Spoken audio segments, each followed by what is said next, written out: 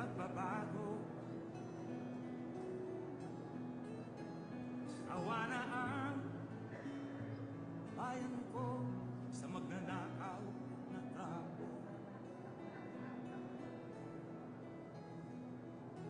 Members of the Malacanang Press Corps and the international press. Ladies and gentlemen, the President of the Philippines, President Rodrigo Roa Duterte.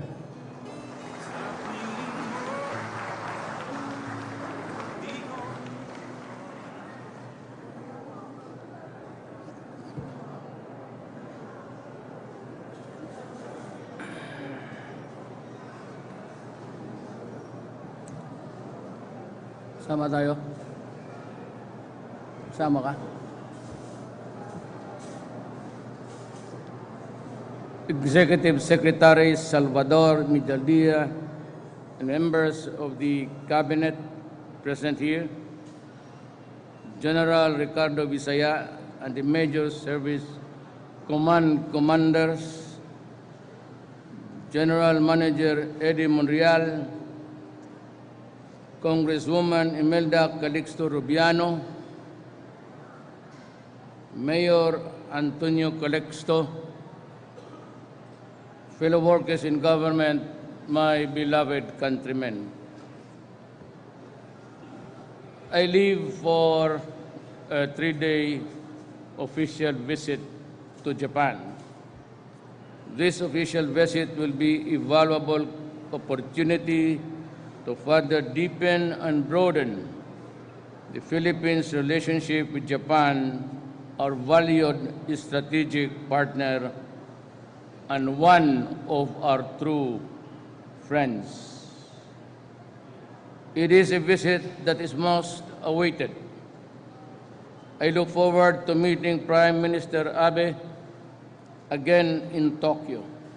His warm invitation extended at the sidelines of the ASEAN meeting in Laos paves the way for discussion of key issues of mutual importance to our countries and people. We will discuss, among others, greater political, social, and defense cooperation, particularly in maritime domain awareness and maritime security. With Japan as the Philippines' top trading partner, I shall seek the sustainment and further enhancement of our important economic ties. I look forward to meeting business leaders in Japan. I will tell them clearly that the Philippines is open for business.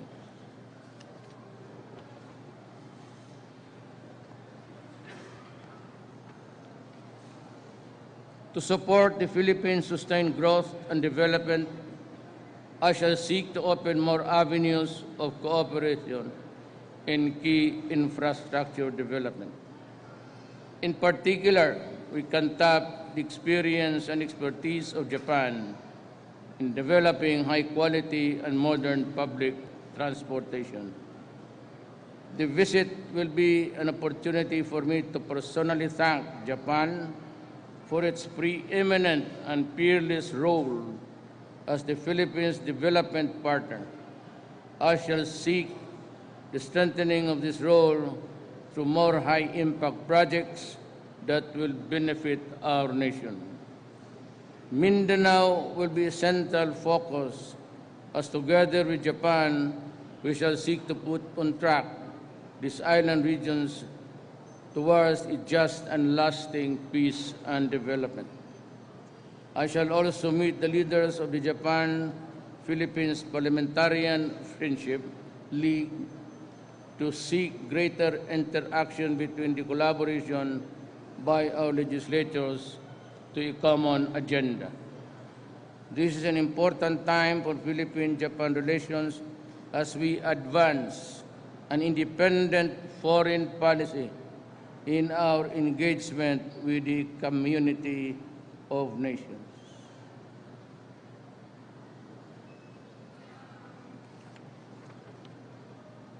This is a defining moment for the solid and strategic partnership between Japan and the Philippines, carefully nurtured over 600 years of formal diplomatic relations. During this visit, I am honored to pay a courtesy call on His Majesty the Emperor. This courtesy call is imbued with great and special significance. It reaffirms at the highest level the positive transformation of ties between our nations and peoples. It renews our shared commitment to a forward-looking partnership that is founded on mutual respect, dignity, and solidarity. It will capture in one moment the full range of our relations with a country that is kept at high regard and definitely deserves its unique place. Ours is an abiding partnership with Japan. It is based on common aspirations and shared values of democracy, adherence to the rule of law, and the peaceful settlement of disputes. As I seek to advance our national interest in this official visit to Japan, I will remain true to my sworn oath as your President. Maraming salamat po. I can about a few questions from the media, so it's just to assuage your hunger for. Mr. President, our Yes, first sir. question is from Hataw Rose Tobinario. Good morning, Mr. President. Yes, ma'am. Posible po bang pag-uusapan ninyo sa inyong pagbisita sa Japan ang Visiting Forces Agreement with Japan? Again. Posible po bang pag-usapan nyo sa pagpunta nyo sa Japan yung pagbalangkas ng Visiting Forces Agreement with Japan? No, I don't think so. I do not believe that we have a full visiting forces agreement with Japan. To my mind, I may be wrong, but I have yet to come across an agreement or a piece of paper which says that we are in this arrangement of Japanese troops, military troops, if you mean, visiting my country. As a matter of fact, I said in our, it's section 7, I forgot the article, the Constitution mandates that the government of the Republic of the Philippines shall pursue an independent foreign policy. And to that extent, I would like to say this with all candor. I look forward to the time when I no longer see any military troops or soldier in my country except the Filipino soldier. Hangarin ko po yan na wala na akong makitang sundalo sa ibang bayan, kundi yung sundalo ng Pilipinas. Thank you po. Second question po. Sa napipinto po ninyong pagpunta sa APEC Summit sa November 19 to 20, sa palagay po ba ninyo ay mas maipapaliwanag ninyo ang inyong independent foreign policy at ang drug war na isinusulong po ng inyong administrasyon? Well, I said I do not have to dovetail what the policies of our countries are, and especially in the matter of stationing of the military troops in my country. I really hate it. I don't want it. We don't need it. We're not going to war, and there's not going to be any war in the future. Thank you po. Our Yes, third question is from Makiko Segawa of TV Tokyo. Makiko Segawa. Thank you so much for accommodating. I'm Makiko Segawa. I'm represent TV Tokyo. And the first question, what emotion, what motivation and feeling now you carry for Japan because you are about to leave for Narita Airport, Tokyo, and there's Even as I take off today, this afternoon, just seeing you in my country asking questions is the beginning of a great expectations and joy. I go to Japan with full trust that we can understand each other and Japan will understand my position vis-a-vis with the foreign policy that I want to implement. It's just a question of a policy that is really truly Filipino. Thank you.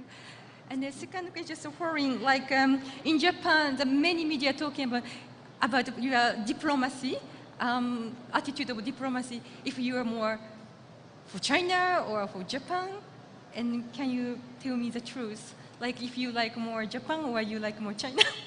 Okay, you understand? Can you translate? Mr. President, she is asking if you love Japan more or you love China. Between China and Japan, I think I love the Philippines more.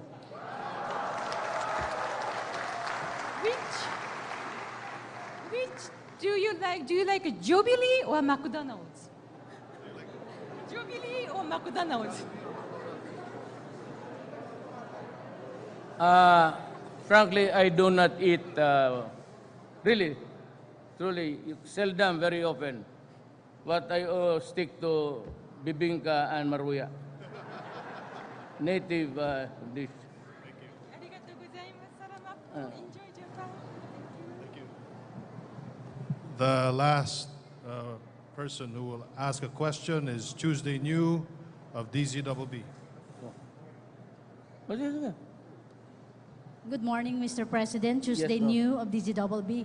Sir, General De La Rosa stated yesterday that he submitted already to you the list of celebrity or narco-celebrities. And he said that mas marami raw po yung nakasulat sa listahan ninyo. Do you plan of announcing it, sir, to the public, katulad nung ginawa ninyo doon sa mga narco-generals and narco-politicians?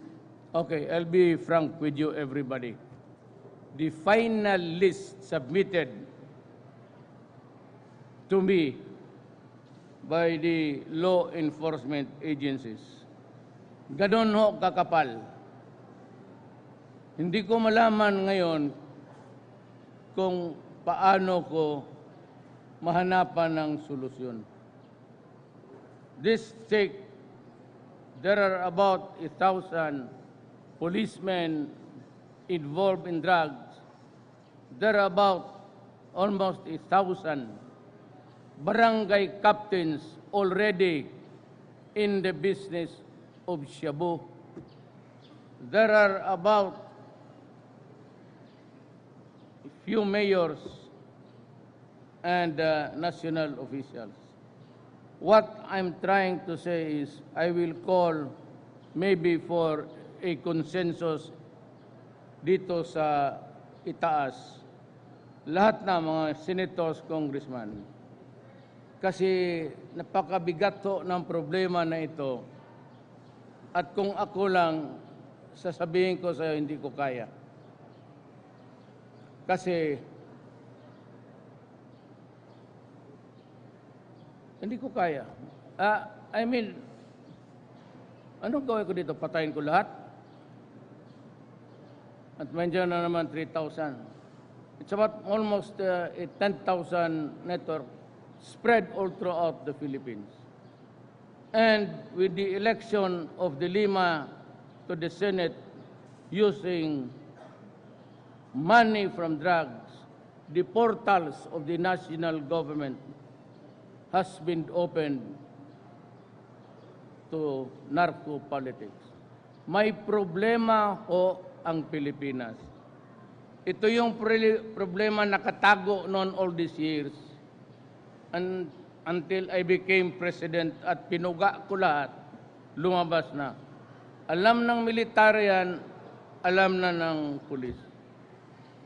Kasi sabi ko nga sa kanila minsan, ito, trabaho man ninyo yan, what do you propose to do?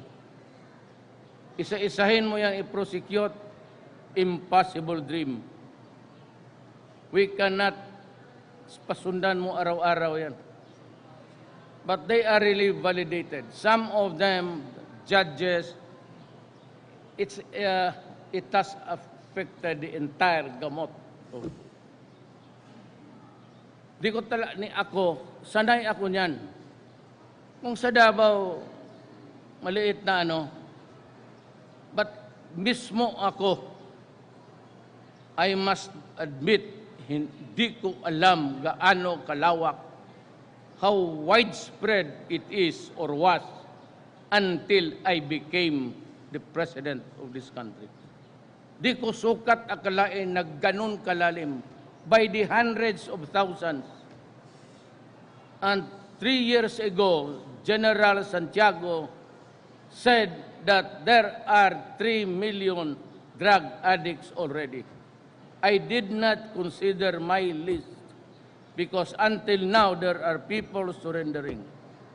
At by the end of this year, I would have breached the 4 million mark.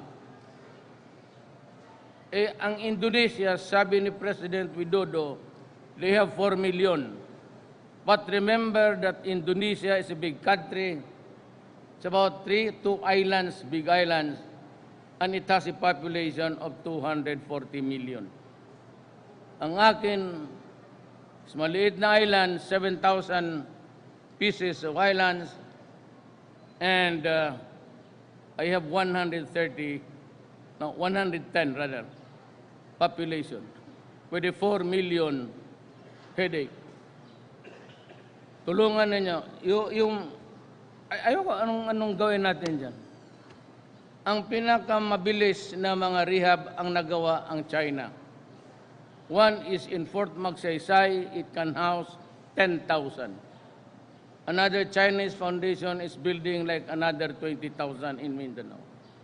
But for the million that would be needing treatment, else they go back to where they belong, and that is using and pushing shabu. The problem is, until now, regions 1, 2, and 3, araw-araw may swept like a flotsam, mga kaldero, mga aluminum na may subo. Those were manufactured, niluluto in ships, in international waters. Then kung ready na sila, they just go by the side of our territorial limits at inuhulog nila. Ganon kabigat ang problema ng Pilipinas. 4 million will affect certainly this generation. Itong generation na to, yung anak ninyo, pati yung apo ninyo, may tama yan if you are not careful. And only if you are there to guard them every moment of their lives until they are responsible enough to know what is fundamentally wrong. For after all, shabu has infected even soldiers and doctors and lawyers. Ganon kabigat ang problema. And, I had a talk with, and I agreed to just shut up. Bong, I don't know why, but I had a talk with Secretary Yasay, and here's a guy, his name is Russell. If we can just tone down our rhetorics. Alam mo, hindi ako nag-una nitong away na to eh. Ang nag-una sila. Remember, punot dulo nito, yung election, I made a comment, a narration of an actual event which happened in Davao, and which was covered by all media outlets there. Tapos, the ambassador said something not very nice. You are not supposed to do that because in an election of another country, you should be careful with your mouth. I reacted into it and it started to go out of control until they threatened me with imprisonment kasi human rights violation. And most of all, bakit ako nagmura? Just to show na bastos rin ako. Alam mo bakit? They were threatening me because it was an issue. It was a yellow fever issue sa election. It was not an issue against me in the early days of the campaign. When I was hitting hard sa rating, and then there was this looming, well, they started the hogwash. A senator whose foot is in his mouth. Good for nothing. Tapos sila ang nag-umpisa na be careful, lumabas yung Human Rights, State Department, Obama, EU. Ginanon ako, and every time they said, we will cut our assistance. Sabi ko sa kanila, putang ina ninyo, wag mo kaming gawing aso. Do not, sabihin mo na, as if I am a dog with a leash, tapos magtapon ka ng pan doon sa malayo, hindi ko maabot. Sila you review. All that I did was, alam mo bakit? Walang nakikinig. I was trying to say na ganito. That hindi yung 3,000 na yan, mga ulol kayo, hindi lahat gobyerno yan. May pinatay ng gobyerno on legitimate encounters. But it doesn't mean to say that the 3,000, parang pinalabas nila na wala na ginawang gobyerno except to yung state-sponsored killing. Binastos ang bayan ko. Hindi ako. Sanay ako, politiko ako. And so what if hindi sila believe sa akin? Hindi naman ako believe sa kanila. What yung pagsabi every time that they make a comment about human rights, which is really sinasakyan ng mga gago dito. Pinapalaki nila. Maybe itong elite, pati itong mga mayaman sa mundong ito dito sa Pilipinas, ayaw sa akin. Let's say kayo, ayaw ko rin sa inyo. Kahapon, tumawag si Secretary Yasay. Nandito raw ito siya. Ang sabi nag-usap daw sila, sabi na, if we can just tone down our rhetorics against America. So, huwag ninyo akong ganunin. Every time sabihin, they threaten us, pati itong iyo. Akala mo mas bright kayo sa atin. Tapos sabihin na, be careful, we will put you in prison. Putang ina, subukan mo. Now, what did I do to China? I went there just being nice. O, tingnan mo ang lumabas. Duterte sparks international stress. Ito, nakaliit-liit kung tao at mag-stress. Nervyoso kayo. Kasi guilty.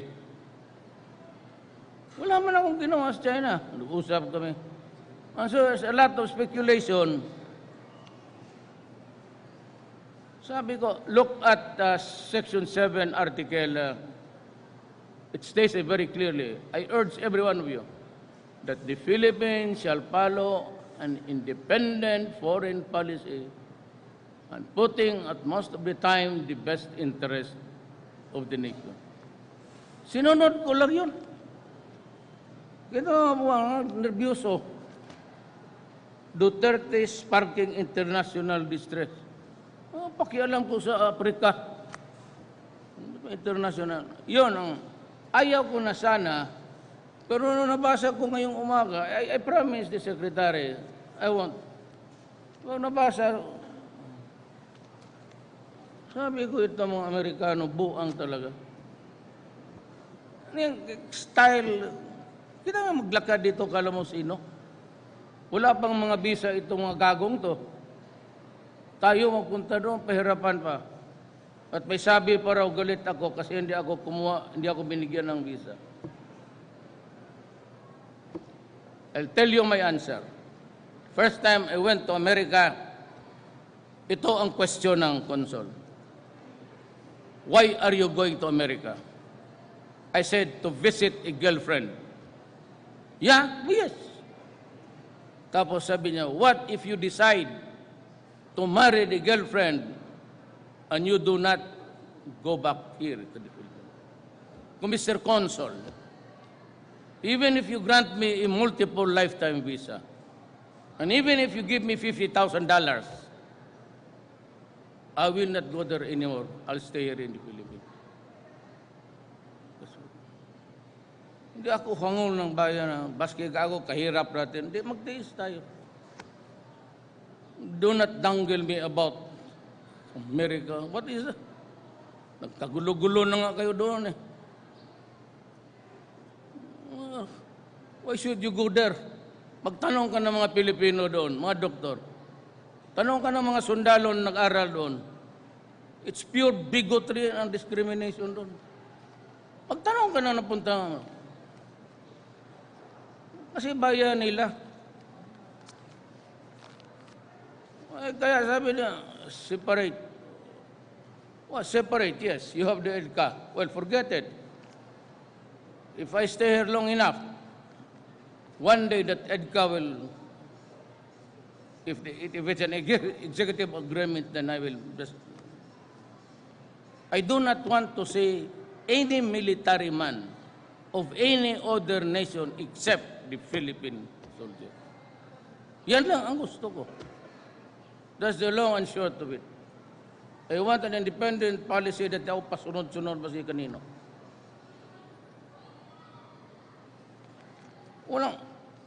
Sabi ko, wala na, tahimik na ako. Russell says Duterte comments causing worries in business communities. Di, magsilasalaya kayo. Magtiis kami. We will recover, I assure you. We will live and survive. We have gone through the worst of times in this planet. Tapos isang comment niya, RP China reapproachment should not come at the expense of the US. Napakabilis ng Malaysia ng mga gago. Wala kaming pag-usapan sa China kung hindi paano magluto ng siupaw na maganda pati chapsoy. Kung maibigay ang China, di pasalamat, di wala, di wag. Ito naman, Goldberg says US remains strongly committed to the defense of the Philippines. There will be no wars anymore. Sino ba ipapagagira sa atin? China? What will they get? Japan? Anong defense? Baka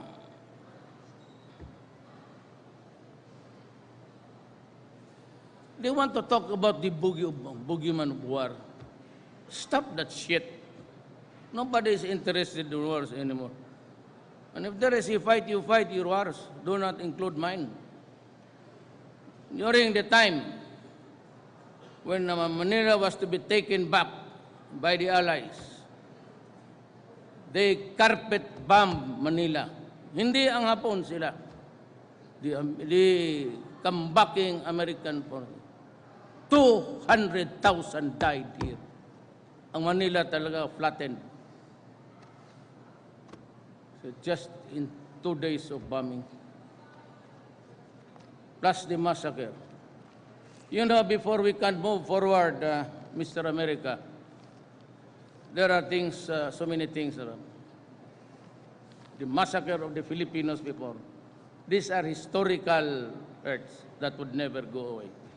Depende na lang kung makapresidente ang Pilipinas na tota ninyo. You count me out. I am not one of you. I am not also a tota of any country. Mind you, only ang pwede lang magtuta sa akin ang Pilipino. Period. Walang iba. So, That's my parting statement. Yes. Pag hindi ako pinaland ng Japan, balikan kita dito. Yan. Just to complete, sir, yung thought nyo about EDCA, are you close to rescinding it because you mentioned that you want to see nobody except the Filipino soldiers on our soil? Ito, pumunta itong maybe to talk to me. Dito, mag-usap kami. Yan, dalawa lang kami. Isang kwarto. I don't want anybody else.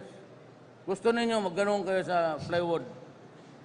Pakinggan ninyo kung paano ako. Sige, sir. Thank you. Thank you so much, Mr. President. Thank you so much, media. Let us all greet our president. A very, very fruitful trip to China.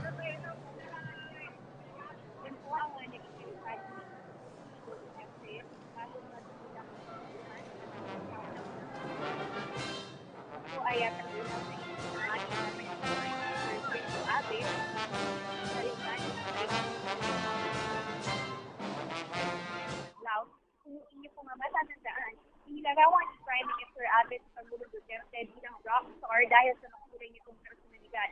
Mamayang alas 5:30 ng hapon oras sa Japan o alas 4:30 ng hapon oras sa Pilipinas, inaasahang dadating sa Japan ang Pangulo kasama ang kanyang delegasyon. At una niyang gagawin ay makipagkita muna sa Pilipinas. At kasama rin sa aktibidad na inaasahang gagawin ng Pangulo ay pakikipagkita sa mga top Japanese business leaders. May dinner ito hosted by Prime Minister Shinzo Abe at stateful kay Emperor Akihito sa Imperial Palace. Samantala, ilan po sa mga pagkikita ng dalawang bansa ay economic cooperation, pamumuhunan, defense cooperation, at paggunita sa ika-60 na taong anibersaryo ng diplomatic ties ng dalawang bansa. Sa kanyang naging statement, sinabi ng Pangulo na yung kanyang pagkikita sa Japan ay isang magandang opportunity para pasalamatan ito dahil sa kanilang pagiging development partner. Ilan po sa delegasyon na kasama ng Pangulo sa Japan ay si Foreign Affairs Perfecto Yatsay, Labor Secretary Silvestre Bello, National Security Advisor Jimenez Esperon, at ang kanyang spokesperson Ernesto Abella at Communications Secretary Martin Andanar. Yan po ang buod ng aming pagpapalita mula po rito sa May Terminal 2 para sa PTV, Eden Salado.